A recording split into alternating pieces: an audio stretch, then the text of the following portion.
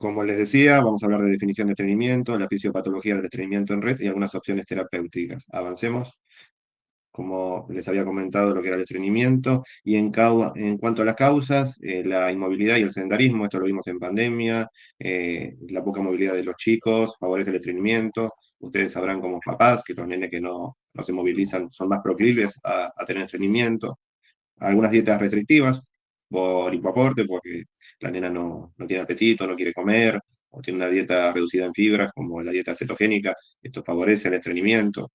La disbiosis intestinal, o sea, cuando se altera la microbiota intestinal, esto puede generar un grado de inflamación de bajo grado que altera la motilidad de los intestinos, y eso favorece el estreñimiento, generando una disminución de la motilidad peristáltica. Para que se mueva el colon tiene que ser algo sincronizado. Un segmento se mueve de forma coordinada con otro y se propulsa la materia fecal.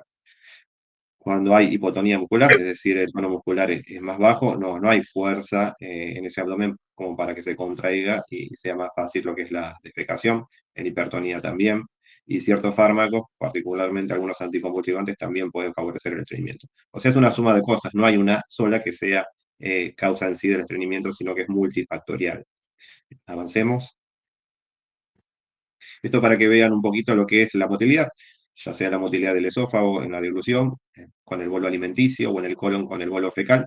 Hay un segmento que se contrae y un segmento que se dilata para que avance este bolo fecal. Si esto no ocurre de forma coordinada, no se puede propulsar la materia fecal.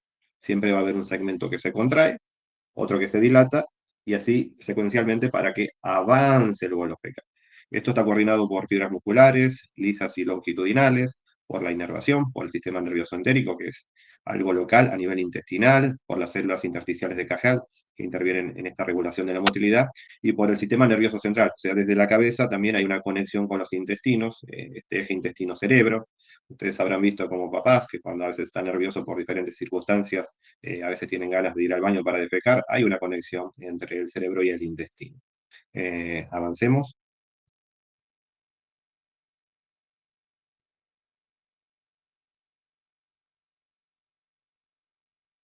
Esto es un poquito más de lo que les decía. Arriba van a ver en amarillo y celeste la interconexión que hay entre las células nerviosas, las células intersticiales de Cajal, el sistema nervioso entérico, diversos plexos que están conectados con las células musculares lisas y longitudinales. Esto es para que se pueda propulsar, ya sea el bolo alimenticio en el esófago o el bolo fecal a nivel intestinal. Esto, como les decía previamente, tiene que funcionar de forma coordinada. Hay terminales nerviosas, hay diversos neurotransmisores que coordinan todo esto para que suceda de forma secuencial. Si algo en todo esto no funciona de la forma correcta, se va a entorpecer o enlentecer el tránsito intestinal. Avancemos. Y particularmente cuando hablamos de red, se buscó, sabemos que es una alteración genética que codifica para este gen, que codifica para una proteína con el mismo nombre, ¿no? El MSP2, que esto tiene que ver mucho en el desarrollo de la sinapsis y en las conexiones nerviosas a nivel del sistema nervioso central, o sea, de la cabeza, y tiene mucho que ver con el desarrollo. En algún momento se pensó, bueno, si hay tantas células neuronales a nivel intestinal, por eso lo llamamos el segundo cerebro, esta alteración del MSP2 podría estar condicionando de alguna manera el estreñimiento. No se sabía si hay o no receptores a nivel intestinal y se hicieron diferentes estudios. Avancemos. Lo que se vio en algunos estudios es que sí, se encontraron señales de captación de estos receptores a nivel intestinal, y esto también podría tener que ver con el estreñimiento en el síndrome de Rett, ¿no? No solamente lo que hablamos previamente, que es la disbiosis, la poca movilidad, la alimentación a veces reducida en fibras, de los fármacos, sino también algo per se que tiene que ver con la causa genética que condiciona el síndrome de Rett. Avancemos. Lo de abajo y en verde es un estudio que se hizo en ratones donde se generó de forma artificial alteraciones en este gen, el MCP2, y se vio que había hipomotilidad, o sea, se movía mucho menos el colon. O sea que sí, además de todo lo que vimos, la alteración genética causal del RET también favorece el estreñimiento. Otra cosa que siempre me preguntan o sale a colación es si la disbiosis o la alteración de la microbiota puede también favorecer el estreñimiento y si hay disbiosis o no en red. Bueno, se han hecho estudios y se ha encontrado que sí, que hay alteraciones a nivel de la microbiota que favorecen el estreñimiento. Avancemos, particularmente en el síndrome de Rett. Lo que no se sabe es si es causa o consecuencia, es decir, si este estreñimiento genera la disbiosis o la disbiosis genera estreñimiento. En principio pareciera que van de la mano. Tengamos en cuenta que lo que es la microbiota intestinal se construye no solamente con la carga genética, sino con lo que uno come. Y si uno no come de forma adecuada fibras, verduras y legumbres, la riqueza de esa microbiota se va a ver alterada. Entonces, sí se puede encontrar disbiosis o alteración de la microbiota en las niñas con Rett. Avancemos. Una de las preguntas más frecuentes es si es necesario o no hacer una radiografía. Yo siempre digo que depende, ¿no? En algunos casos es necesaria, de rutina no se pide en cuanto a la consulta por estreñimiento, pero sí me puede dar algunos datos, particularmente cuando son chicos que no se dejan revisar el abdomen, no se los puede tocar, rechazan el contacto físico. Se lo veo a veces en niños con trastorno del espectro autista, o cuando uno hace telemedicina porque no hay posibilidad de revisar esa panza. Entonces, sí, la radiografía me va a dar datos importantes, pero no necesariamente está indicada para estudiar el estreñimiento. Eso va a depender de cada caso y del momento de esa niña en cuanto a la consulta, ¿no? Avancemos.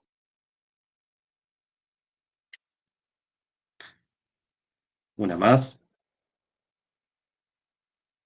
Acá vemos dos radiografías. La de la izquierda, vemos abundante materia fecal, y en la derecha donde se ve todo blanco, eso es un nene que está impactado con materia fecal. Lo negro a nivel radiográfico es el aire. Fíjense que en la de la derecha casi no tiene aire esa panza, es todo materia fecal. En cuanto a la de la izquierda, me dice algunos datos en cuanto a la cantidad de materia fecal que no es cuantificable. Yo con la radiografía de la izquierda, no sé si la caca que hay es dura o es blanda, pero sí puedo decir que no está impactado al mismo nivel que el de la derecha, ¿no? Avancemos.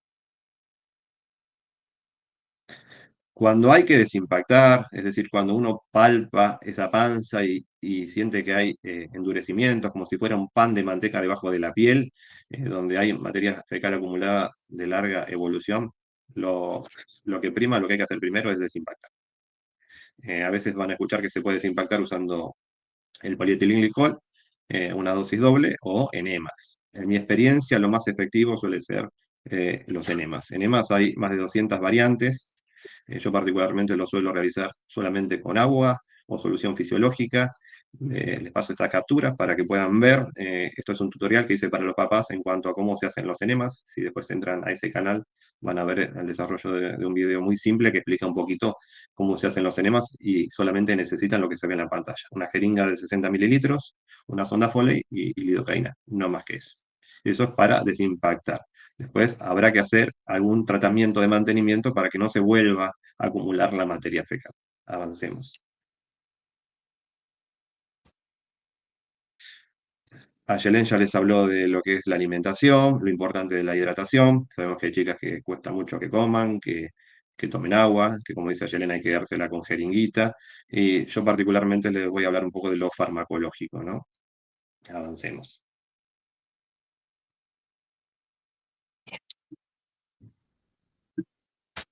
En cuanto al tratamiento farmacológico, hay diferentes tipos de laxantes. No sé si puedes avanzar una más allá. Tenemos laxantes que son osmóticos, laxantes que son lubricantes, laxantes que son prokinéticos. ¿Esto qué quiere decir? Va a haber laxantes que van a llevar agua a la luz del intestino. Estos son los osmóticos como el Varex, que es el polietilenglicol. La lactulosa también hace lo mismo, tiene poder osmótico, pero al ser un azúcar, eso favorece la fermentación por la flora gastrointestinal y produce gases que a veces generan dolor de panza.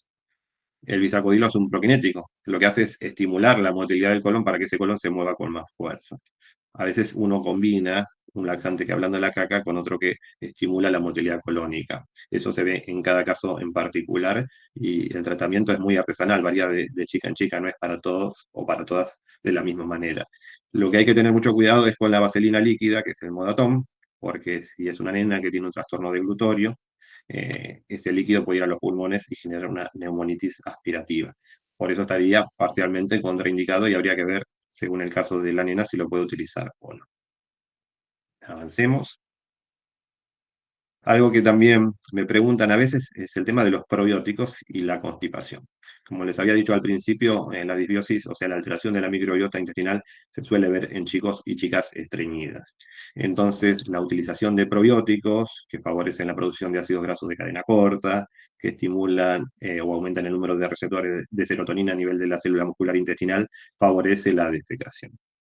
Si lo uso de rutina, no necesariamente, pero en algunos casos, cuando son chicas o chicos que son muy selectivos con la alimentación, donde cuesta bastante avanzar con el aumento de la ingesta de fibras, los probióticos nos pueden dar una ayuda importante. Entonces hay que tener en cuenta que los probióticos pueden ser muy útiles, que no son todos iguales, o sea, cuando uno va a utilizar un probiótico en el caso del estreñimiento, tiene que saber que ese probiótico sirva para el estreñimiento, porque algunos se utilizan en cuadros de dolor abdominal, de diarrea, y otros se utilizan para el estreñimiento. Los probióticos no son todos iguales. Avancemos. Esta pirámide lo que muestra es el tratamiento escalonado del estreñimiento, ¿no? Cuando uno empieza, como es la base de la pirámide, con una dieta rica en fibras, con laxantes, con combinación de laxantes, con enemas, y con eso los resultados no son favorables, tiene que avanzar. ¿Con qué avanzamos? Avancemos a Yelén, con lo que es la irrigación transanal o irrigación anal. Una más. El irrigador anal se parece mucho a los enemas, pero no necesariamente es igual. Avanzá, déjalo donde estaba. Si querés. Lo que hace es, se introduce una sonda a nivel del ano, se infla un balón, como ven en el dibujito, que se ancla a nivel del recto y se instila agua. Esa agua lo que va a hacer es dos cosas. Una, favorecer que esa caca sea más blanda, ¿no? Y otra cosa es generar algo que se llama reflejo recto anal inhibitorio, o sea, que se relaje el esfínter anal interno y que se favorezca la defecación. Este peristín es muy útil, sobre todo para favorecer la autonomía de los niños y niñas, porque este aparato está diseñado para que lo pueda usar el chico solo, sin necesidad de que lo asistan. En los enemas necesariamente tienen que ser dos personas, la persona que recibe el enema y la persona que administra el enema. En los casos de que los chicos o chicas se puedan mover y puedan aplicarse este catéter a nivel rectal, lo pueden hacer ellas solas o ellos solos. Avancemos. Sí, a pesar de este tratamiento, el estreñimiento sigue siendo algo de difícil manejo, esas panzas que son duras, que generan mucho dolor, malestar, disconfort. Uno tiene otras opciones terapéuticas, avancemos allí, como son los enemas anterogrados. Como ven ahí en el dibujito, se hace una incisión y se aboca el intestino a un catéter que se conecta desde afuera. Y en este caso los enemas son desde distal a proximal. Uno lo que realizaba anteriormente con los enemas convencionales es desde abajo para arriba. Esto es al revés. Esto favorece la limpieza del colon para evitar eventos de ensuciamiento, disconfort y malestar en los chicos. Y después, una vez que ese intestino se recupera, se puede cerrar, o sea, no es algo definitivo. Ayuda mucho en la mejora de la calidad de vida de los chicos, ¿no? Avancemos. Esto es para que vean que hay otras opciones terapéuticas, que es la neuroestimulación o neuromodulación sacra. Hay dos métodos, uno quirúrgico y otro que no es invasivo, que es no quirúrgico, que se realiza con parches que van sobre la piel y se estimulan terminales nerviosas que favorecen la motilidad colónica y la sensibilidad anorrectal.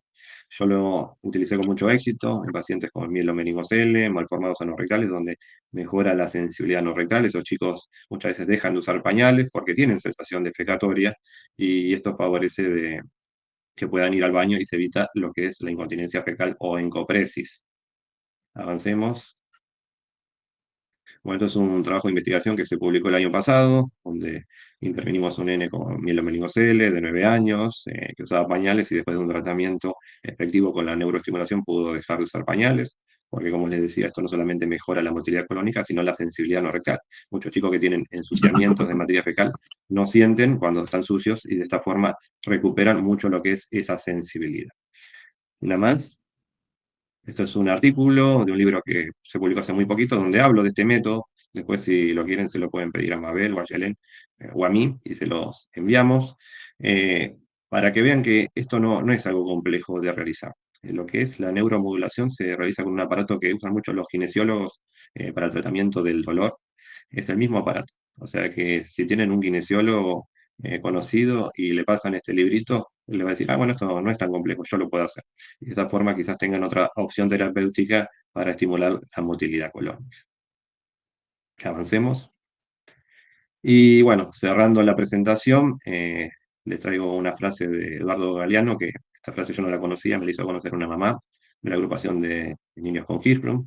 Mucha gente pequeña, en lugares pequeños, haciendo cosas pequeñas, puede cambiar el mundo. Una más. Bueno, muchas gracias. Y bueno, ahora quedo atento a las preguntas. Muchas gracias a Yelen, lo hiciste perfecto. A pesar de todos los inconvenientes técnicos, pudimos salir adelante.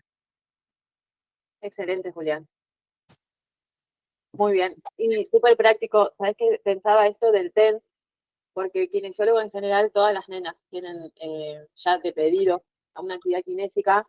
Es más, se pide por lo general desde que llega el diagnóstico y el TEN es algo que el kine suele tener. Entonces, con un instructivo se puede nada, como ayudar, porque no hay una única receta, que es lo que yo les hablábamos el miércoles pasado. Es muy difícil cuando uno hace recomendaciones en encuentros de este tipo, hacer recomendaciones individuales, porque cada niña es particular.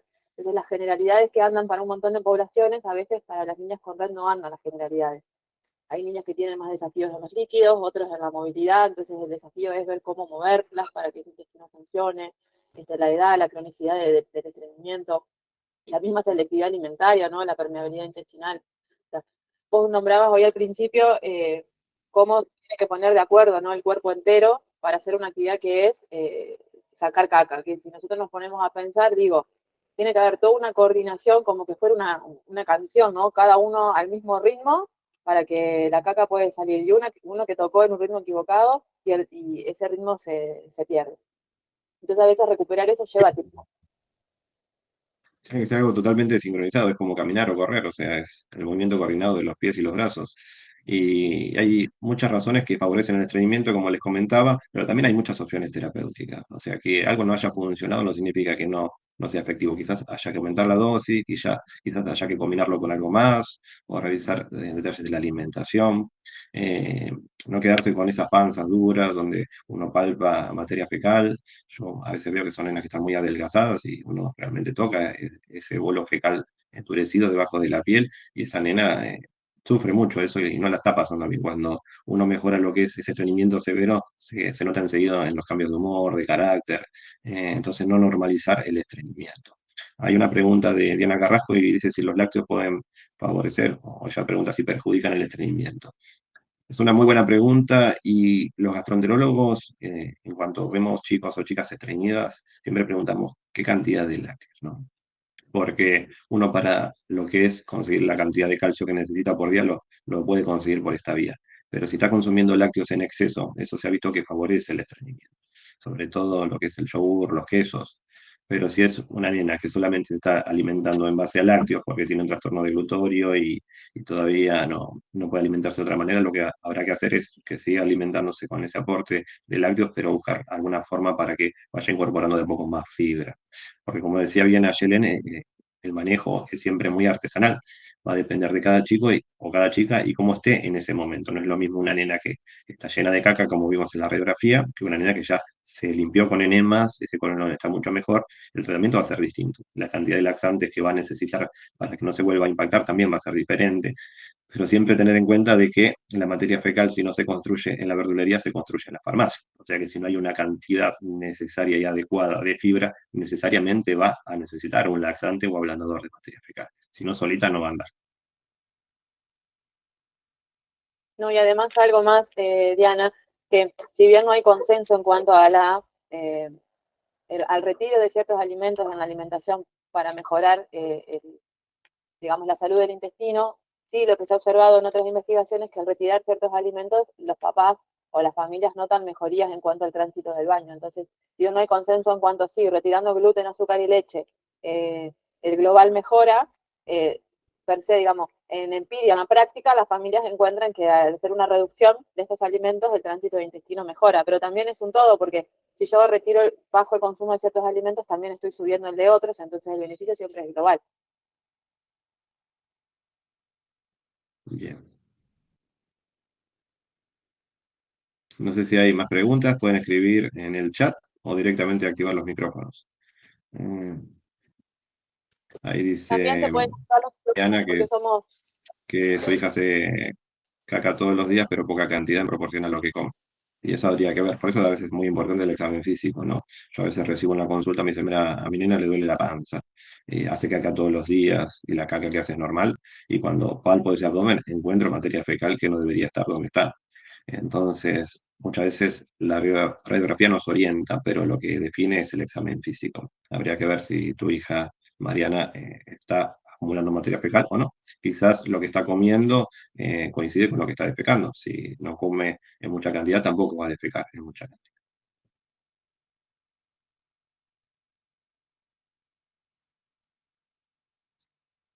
También esto que decía Julián, digo, el intestino es un sistema de detox que nosotros tenemos en el cuerpo. Entonces, por eso la cantidad de volumen que uno elimina va a depender también de la cantidad de volumen de comida que uno ingresa. Siempre, para que la cosa funcione, necesitamos de base agua. O sea, el cuerpo va priorizando sistemas y el agua se necesita en todos los sistemas. Entonces, a veces varía que un día hace menos, un día hace más, y va a depender del tipo de fibra que consumimos. Yo nombraba el miércoles pasado, hay distintos tipos de fibra. Hay algunas que toman agua, que necesitan más agua para poder digerirse, y otras no tanto. Entonces, la ventaja de incorporar verduras y variar los colores, si la selectividad lo permite, lo que te asegura es garantizar todo tipo de aporte de fibra, el que aumenta el volumen y el que ayuda a mejorar el tránsito. Claro, exactamente. Acá pregunta Irma, dice, ¿cuáles son los probióticos que hacen bien para el estreñimiento?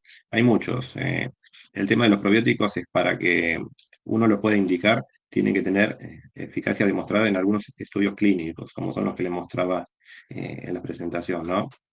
Eh, Particularmente Lactobacillus rhamnosus y Bifidobacterium lactis han demostrado eficacia en cuanto al estreñimiento. Después lo que varía a veces es de una cepa a otra. Y acá en Argentina lo puedes encontrar en el Polimix. Yo eso lo suelo usar mucho en los chicos con estreñimiento y a veces con alimentación selectiva y los resultados son positivos en muchos. Pero bueno, tengan en cuenta que esto es una parte, no es el todo. Después habrá que revisar la alimentación, la ingesta de agua adecuada, porque el probiótico solo si no hay una ingesta adecuada de agua y de fibra no va a tener una eficacia tan clara como cuando va acompañado con esto, ¿no?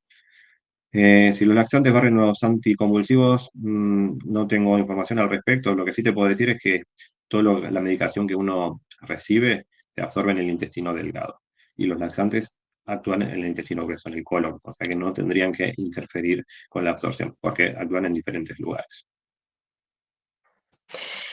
Perdón, yo te mandé algunas preguntitas que habían hecho las mamás por WhatsApp, si querés contestar alguna de esas.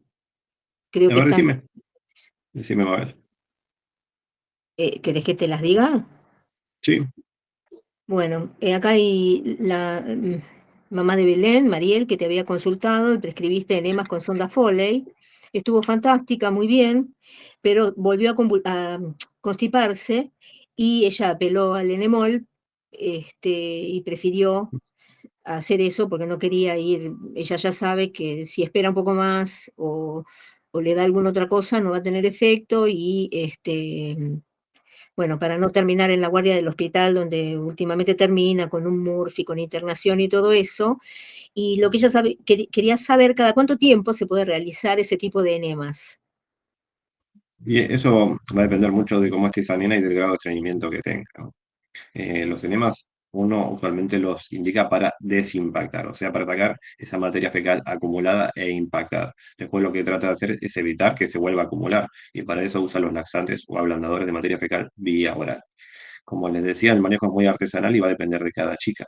Yo lo que hago es por lo general empezar con dosis bajitas de ablandadores de materia fecal o laxantes y las voy subiendo según necesidad hasta que uno encuentre cuál es la mejor dosis terapéutica.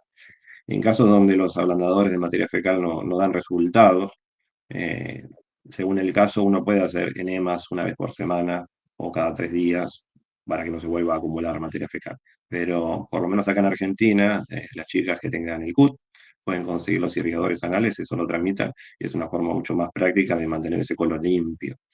Eh, yo creo que va a ser más fácil que consiga el irrigador, así la proveen de la sonda, los catéteres y demás para que tenga un colon limpio.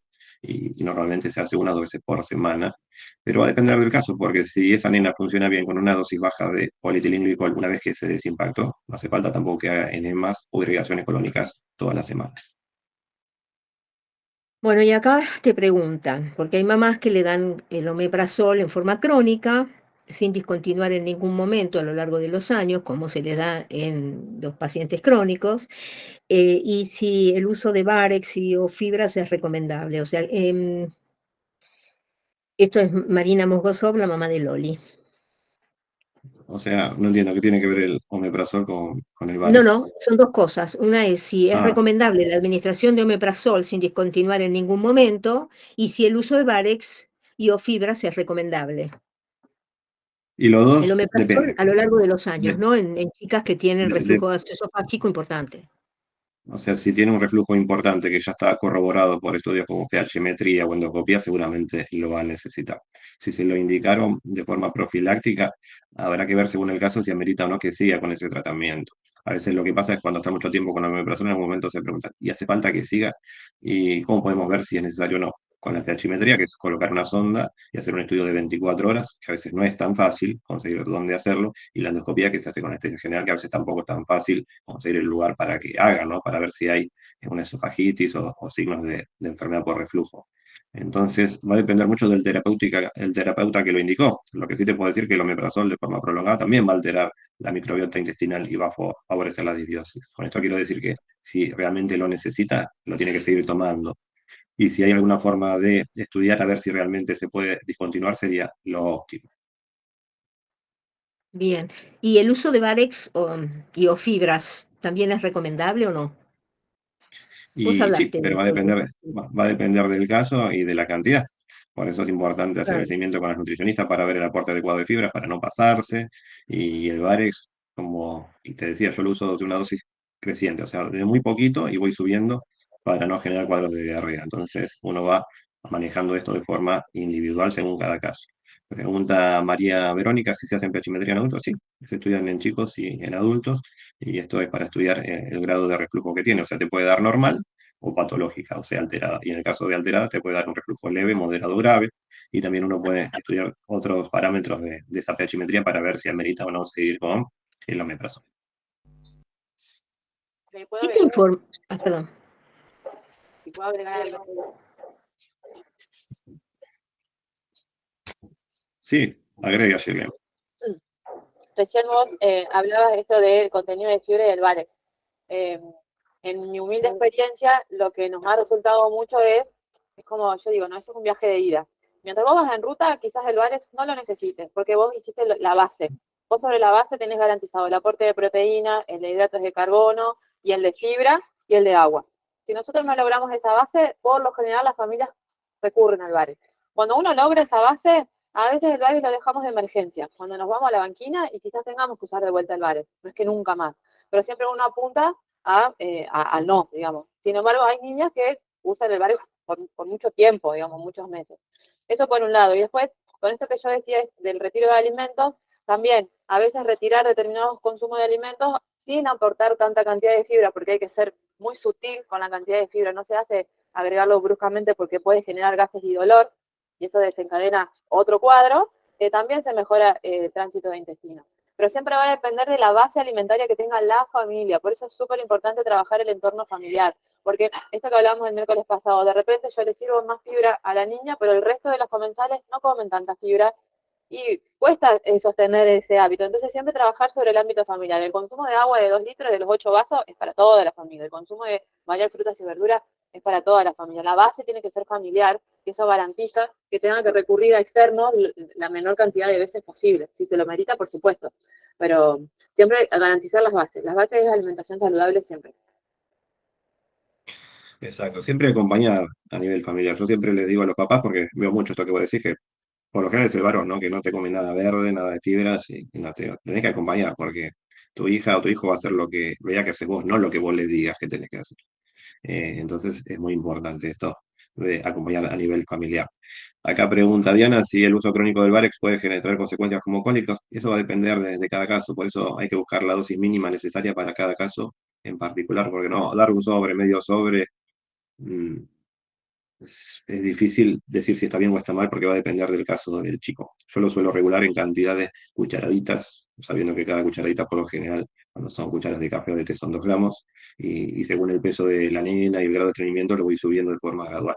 Lo que muchas veces va a tener es deseo defecatorio, porque es un lactante. Entonces a veces los chicos que no se pueden comunicar lo expresan como dolor, pero en realidad son movimientos intestinales, como lo que tenemos todos cuando tenemos urgencia defecatoria. No siempre es cólico, obviamente. Si vemos una dosis quizás excesiva, va a haber mucho malestar y disconfort. Eso yo lo veo más con el lactulón, que como les decía es un azúcar que fermenta y que produce mucho gas. Con el Valex por lo general no suelo ver eso. Lo de Mariana Verónica es un comentario, me parece bien, si te lo indicó el gastroenterólogo puede ser adecuado. Y con respecto a si hay alguna medicación que disminuya los cálculos vesiculares, no soy hepatólogo, pero hasta donde sé, no. Bueno, última pregunta que me hizo Sabrina, mamá de Delphi, que está tomando levetiracetam hace 2 meses y ella notó que empezó con mucha baba, muy espeso, no la puede tragar, mucho dolor de panza y ella se pregunta si tiene que ir al neurólogo a cambiar la droga o sumar algún protector gástrico. El tema con los protectores gástricos es que si lo empezás a dar, después no sabes hasta cuándo. Entonces hay que estar muy seguro. Estamos hablando del omeprazol, que es una de las marcas, una de las drogas más conocidas, ¿no? Entonces yo diría que vaya y hable con el neurólogo, porque quizás sea un efecto adverso de la medicación, tolerable, o quizás haya que cambiarlo, pero no enseguida dar omeprazol a ver qué pasa, porque eso siempre conviene hablar con el profesional que lo indicó y él te va a decir si hace falta o no hacer algún estudio, hace falta o no cambiar la medicación. Ese babeo quizás tenga más que ver con un efecto adverso. Y ahí Ayelen ya contestó si se pueden dar semillas de chía en remojo. Perfecto. Sí. Estaba en silencio. En el caso de las semillas de chía, la semilla es algo muy noble porque se le puede extraer y aprovechar un montón de nutrientes. Si yo la voy a remojar, por ejemplo, se puede poner una cucharada sopera de chía en un poco de agua que tape, digamos, por ejemplo, el vaso y eso se va a hacer como un mucílago. Los que hacen alimentación vegetariana y vegana lo utilizan como sustituto del huevo, se hace como una clara. Eso es fuente de omega 3, además del aporte de fibra. En la heladera va a durar alrededor de 48 horas y si yo quiero conservarle el omega, lo bueno es poder agregarlo en alimentos que no los tenga que someter a cocción. Por ejemplo, un puré ya servido, mezclado entre el arroz o en un untable casero. Ahí yo le estoy aportando fibra, la chía es fuente de calcio y además le estoy aportando omega. Si después viene la harina de chía que se puede utilizar para sumar, por ejemplo, si la niña come panes o hago algún rebozador de una milanesa y el rebozado lo hago casero, lo puedo hacer con harina de chía. Molidos también sirven, depende de la función que yo le quiera dar. Es buen aporte de fibra. Si yo, digamos, le agrego agua, ya estoy haciendo el paso previo que hace el intestino, pero estoy activándola y le estoy aportando menos. Así que depende la dinámica de la familia. Por ahí sucede que remojo la chía y quedó ahí en la heladera y me olvidé de agregarle y bueno, agrego unas ensaladas. En la ensalada, digamos, es el cuerpo el que la tiene que activar porque la va hidratando. Pero todo es útil. Te preguntan si molidas sirven también, es eso que decías, ¿no? Sí, molidas sirven, pero ojo, lo bueno es, si quiero conservar el omega, es molerlas en casa. Si yo las compro molidas, el omega se oxidó y se perdió de camino. Solo me quedó la función de la fibra y el aporte de calcio. Y el calcio va a estar en la estructura proteica, ¿sí? No en la parte del aceite. Pero como semilla le puedo sacar proteína, le puedo sacar minerales, le puedo sacar omega y le puedo sacar ácido graso.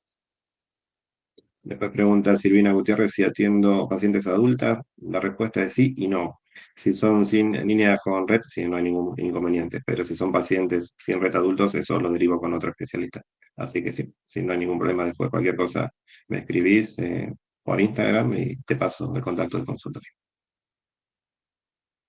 Ginette, sugiero que te desmutees y que hagas la pregunta que querías hacer, que me la acabas de mandar yo, ya había terminado.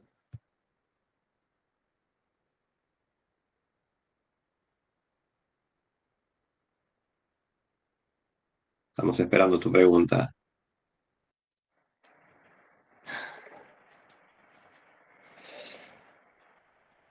Bueno, mira, así es ella, la hija de ella ha dejado de comer fruta, porque se altera mucho, porque la fructosa le hace daño. Entonces ella se hace la pregunta si algún día podrá volver a comer algo de fruta y que me comenta que el sigma está muy ensanchado, las heces no tienen forma cilíndrica, son más anchas que largas y dificulta la salida. Esto muchas veces, ¿cómo puede cambiar eso? Y es claro Bueno, que se va a alterar, porque ella dice, puedo controlar que se altere después de defecar. Em, eh, Porque ok. obviamente hace convulsiones por dolor este, anal. Esas son sus Ayer querés preguntas. contestar lo de la fructosa y yo contesto lo del sigma. Dale. Con respecto al consumo de fibra, lo que hay que, si tenemos que hacer como un top 5 de fibras, siempre se puede arrancar por las de color rojo, que son fuente de polifenoles y no tanto con azúcares que pueden por ahí fermentar y dar dolor. Se pueden probar antes del almuerzo y a dosis bajitas, que es lo que hablábamos el miércoles pasado. Hay dosis donde el cuerpo las puede tolerar sin desencadenar dolor o malestar. Por lo general son dosis muy chiquititas de una cucharada sopera, 20 gramos, por la hipersensibilidad de las nenas. Recuerden que ellos tienen todo el sistema de sentido conectado de manera diferente y son hipersensibles a cosas que nosotros no. Entonces el umbral de dolor es diferente, los olores, las percepciones. Entonces, como el umbral de dolor a veces es diferente y es muy alto para algunas cosas, muy bajo para otras, todo lo que se pruebe tiene que ser a bajas dosis. En el caso puntual de la fibra, probaría una cucharada sopera, por ejemplo, en una mermelada casera. Se me ocurre una de arándano, que es lo más noble. Si no se consigue arándano, que hablábamos el miércoles pasado, una ciruela. Pero siempre 20 gramos, no más de eso, que es una cucharada sopera, en forma de compota. En el caso de la ciruela, se puede empezar con el agua de fruta. Y después despacito, según tolerancia, se va cambiando de color. Puedes combinar 2 rojas a 20 gramos, de repente le doy día por medio, paso a diario, paso 20 de la mañana, antes de comer una cucharada sopera, otro poquito a la noche. Es como que le doy el postre antes, digamos. Hago una compota y se lo doy antes de comer. Y después voy probando con el durazno, siempre en compota, y después voy con el resto de las frutas. No todas tienen el mismo nivel de fructosa ni desencadenan el dolor, pero lo primero que revisaría es la cantidad y el horario. Antes de la comida puedo andar mejor. Ok, lo que decía del sigma, seguramente le habrán hecho un colon por enema o una endoscopía para ver que el sigma, que es lo que se continúa con el reto, ¿no? Está más dilatado o está redundante o está aumentado en longitud, un liposigma. Eso no, nos da cierta información, pero no es determinante de nada. O sea, hay chicos que con un recto dilatado, después con el tiempo y después de un tratamiento adecuado, eso se puede recuperar. Si está aumentado en longitud, quizás se puede manejar de otra manera el desestreñimiento, que es un uso adecuado de laxantes y la alimentación. Y en muy, pero muy pocos casos, y lo cuento, pero porque existe, pero no es algo recurrente, a veces se termina en cirugía. Por lo general, se suele resolver de otras maneras antes de llegar a la cirugía. Habría que ver cómo está esa nena, cómo está ese sigma hoy, con qué tratamiento está y qué se puede hacer para después, con toda esa información, ver cómo se puede ir avanzando. Pero siempre hay opciones terapéuticas. El objetivo un poquito de la charla de hoy es que vean que hay información que va cambiando, se va actualizando con el tiempo, de que hay mucha innovación, de que no todos los métodos son complejos. Cuando hablamos de la neuroestimulación, como decía ayer, que ya dice TENS, que es el modo que se suele utilizar con este aparatito que inicialmente se usaba para el dolor y después se vio que uno de los efectos secundarios era que estimulaba la motilidad colónica y la sensibilidad no rectal. Eso fue un hallazgo que se hizo a través de la kinesiología y se extrapoló a la gastroenterología. Estos aparatitos están en todos lados, básicamente, incluso en lugares donde se hace estética y para los que necesiten después le puedo facilitar, porque el capítulo que escribí lo escribí como para que lo pueda leer alguien y lo pueda aplicar. Está muy simple, donde se explica un poco de cómo es el seteo y su utilización.